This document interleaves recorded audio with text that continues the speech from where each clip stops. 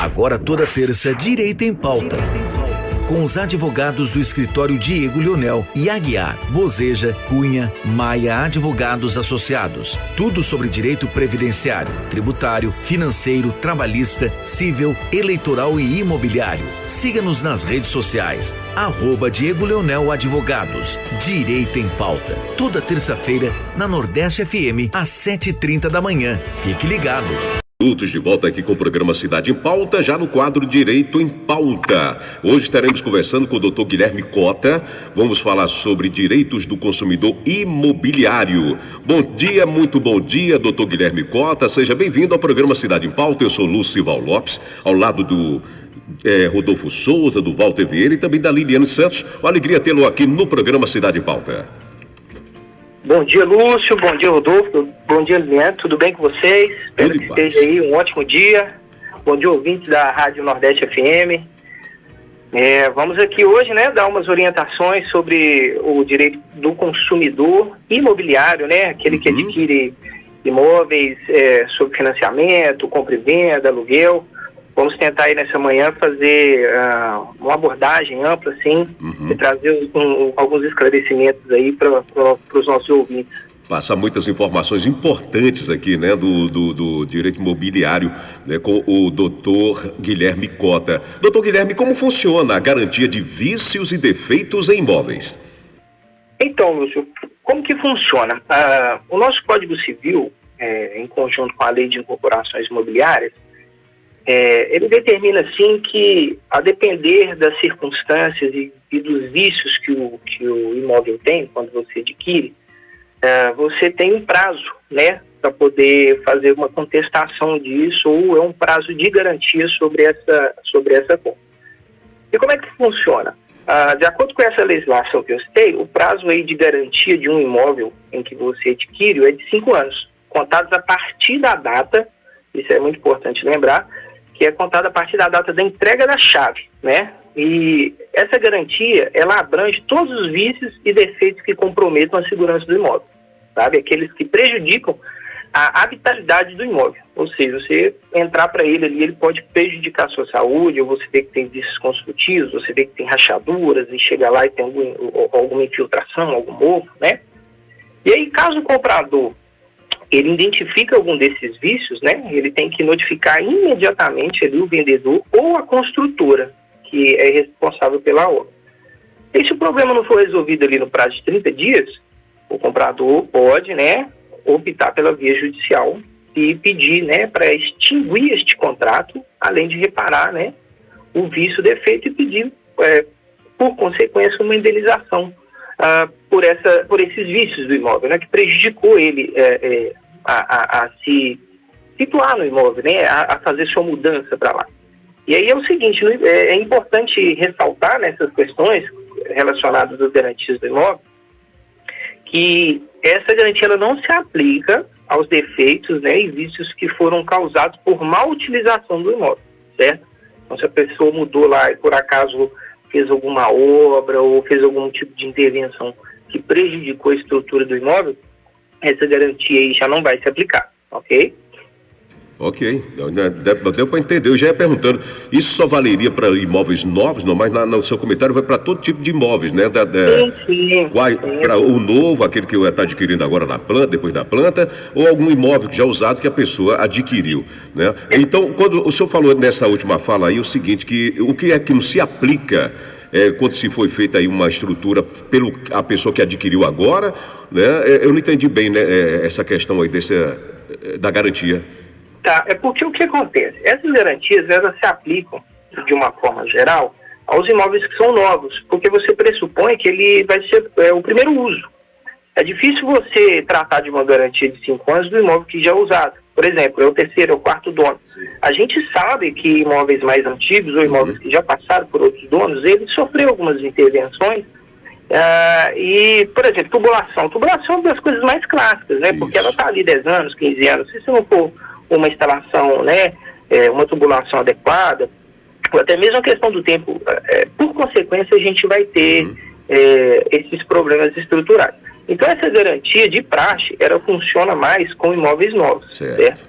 Agora, entendi. o imóvel antigo não tira também a obrigação, por exemplo, do Código de Defesa do Consumidor, que se aplicaria na aquisição do imóvel, que você chegou lá e falou, poxa vida, o que será que está acontecendo aqui? Eu comprei a casa aqui e o negócio agora começou a desandar. Mas, por outro lado, quando se trata de imóvel mais antigo, a tratativa, né, o traquejo é muito mais fácil, porque geralmente você conversa direto com a pessoa que te vendeu, né? Você não precisa passar por uma incorporadora, por uma construtora, ou às vezes por um banco que financiou. Você conversa ali e já resolve a situação. Ok, entendi. Rodolfo Souza, por favor, a pergunta aí para o doutor. Doutor Guilherme, Rodolfo Souza falando, quais são os prazos para desistência de um contrato de compra e venda de imóvel? Perfeito, Rodolfo. Respondendo a sua pergunta, cara, quais são os prazos? A gente também tem uma legislação, que é a Lei dos Distratos, que ela prevê, né? A gente está tratando aqui da desistência, vamos considerar os imóveis novos, comprados em planta ou em construção, né? Então é o seguinte, o que vai depender? Com relação aos prazos, né, de desistência da compra de um imóvel, vai depender do nível de construção e da evolução da construção do imóvel. Vamos supor, a lei do distrato ela estabelece o seguinte, o comprador ele pode desistir do contrato e receber até 50% do valor pago se a construtora já tiver concluído até 50%. Se a obra tiver entre 50% e 80%, a devolução será até de 25% do valor pago. Agora, caso a obra já esteja acima de 80% de conclusão, a possibilidade de devolução ela já diminui muito. Ela só vai ser devolvida em casos extremos, como por exemplo o da garantia, né? Mas fora isso, a gente não após os 80% de conclusão, que a gente já considera o acabamento provavelmente já foi finalizado, deve estar na questão mais estrutural de fora do condomínio, por exemplo, fazendo aquela vistoria geral, e a gente já considera que o imóvel esteja pronto. Então, assim, a gente não considera uma devolução aí, tá? E aí é o seguinte, caso o contrato não preveja, né, o contrato que você assinou com a construtora lá, não preveja o prazo de desistência ou estabeleça prazos diferentes da lei, o comprador pode buscar orientação, pode buscar ali um profissional da área e tentar reaver, né, perante o judiciário uma rescisão do contrato e requerer os direitos dele que porventura foram violados com relação a isso. Agora, doutor, caso a pessoa já tenha adquirido o imóvel, pronto, eu desisti de comprar o imóvel, mas já tinha dado a entrada, é possível reaver esse dinheiro? Sim, essa é uma questão muito comum, né? Se você for lá, comprou um imóvel, né, achou, de repente você descobriu que o bairro não era aquele e você, né, ficou insatisfeito e quer devolver. Aqui a gente se aplica a mesma regra da questão anterior. Primeiro a gente vai lá e olha a evolução da obra.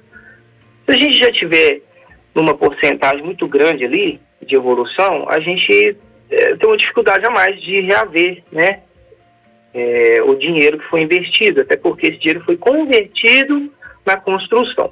Agora a gente tem dois elementos aqui que são interessantes de citar nessas situações. Primeiro, por se tratar de contratos de consumo, contratos de aquisição de serviço, de produto, a gente se aplica o Código de Defesa do Consumidor. Então, assim, em caso de desistência do imóvel no prazo de 7 dias após a assinatura do contrato ou o recebimento da chave, caso, que é importante frisar, é este ponto, caso não tenha havido a vistoria prévia, né, que é aquela vistoria que a pessoa vai junto com o pessoal da construtora, às vezes o corretor, vai fazer uma vistoria para ver se está tudo de acordo.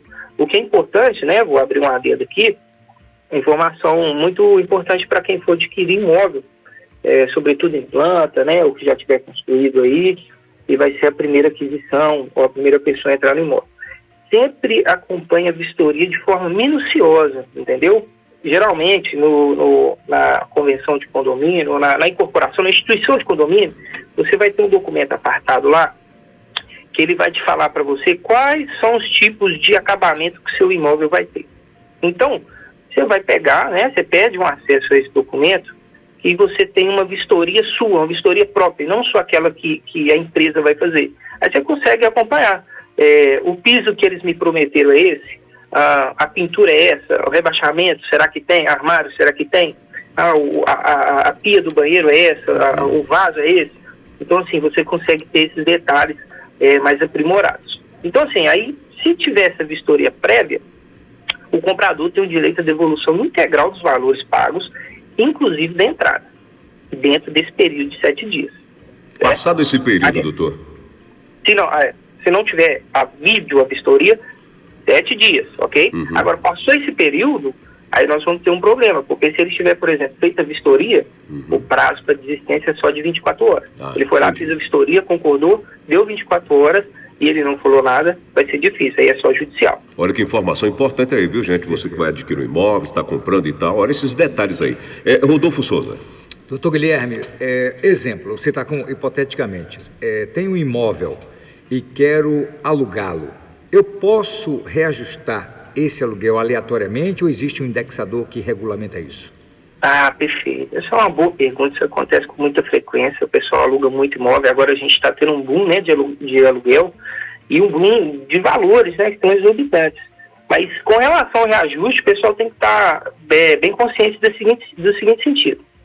O reajuste, ele é previsto em lei, né, na lei do inquilinato, e ele pode ser de duas formas, ele pode ser previsto de duas formas. A primeira é com o locador e locatário, entre as partes. Geralmente é o que mais acontece. O que é feito de praxe? A pessoa, ela estipula um aumento aí anual de R$50.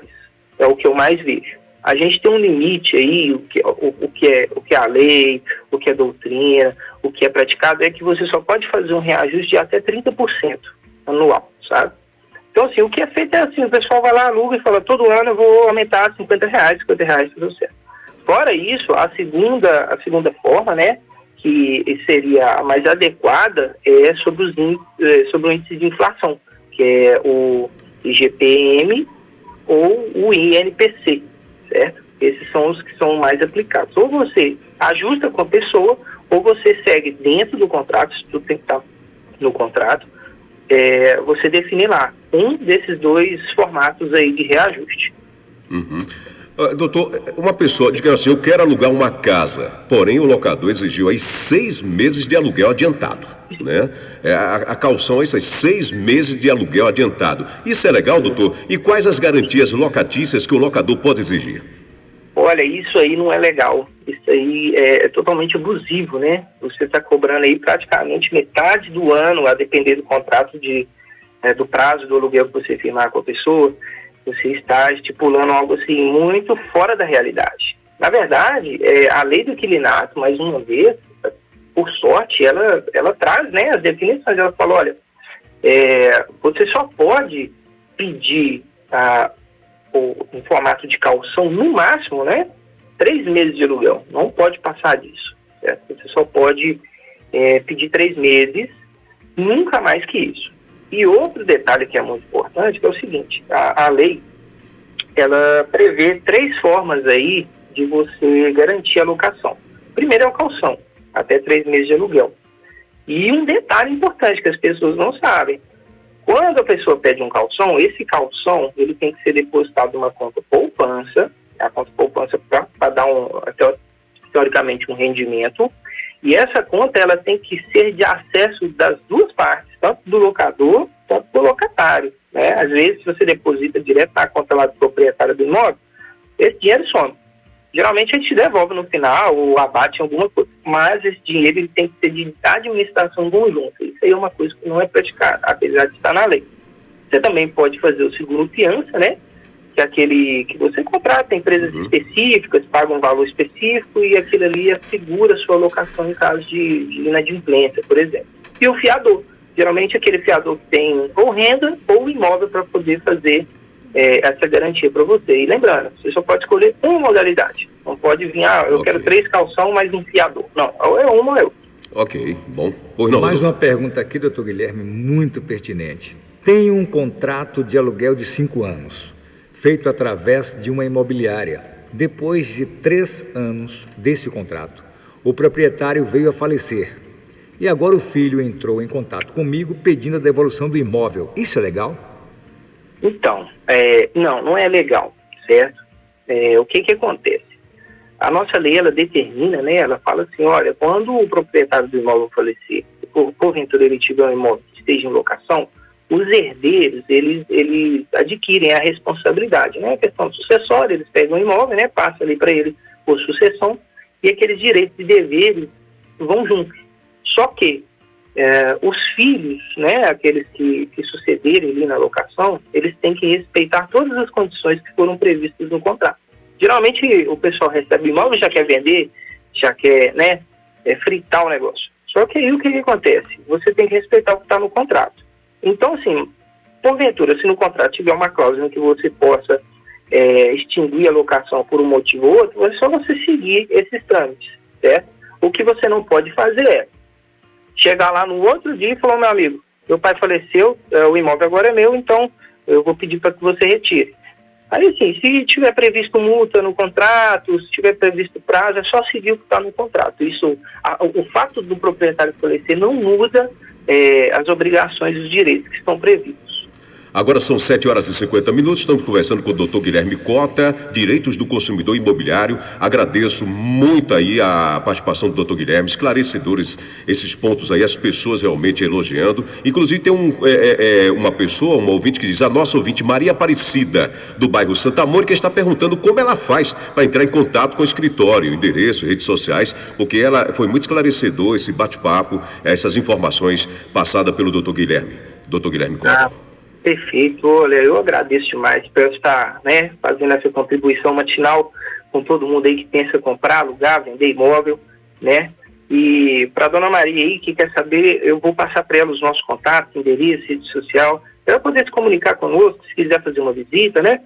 Então é o seguinte, ela pode entrar em contato conosco através dos telefones 31 3274 0797 ou 31 98833 0664 ou pelo nosso 0800, que é o 0800 5919 148.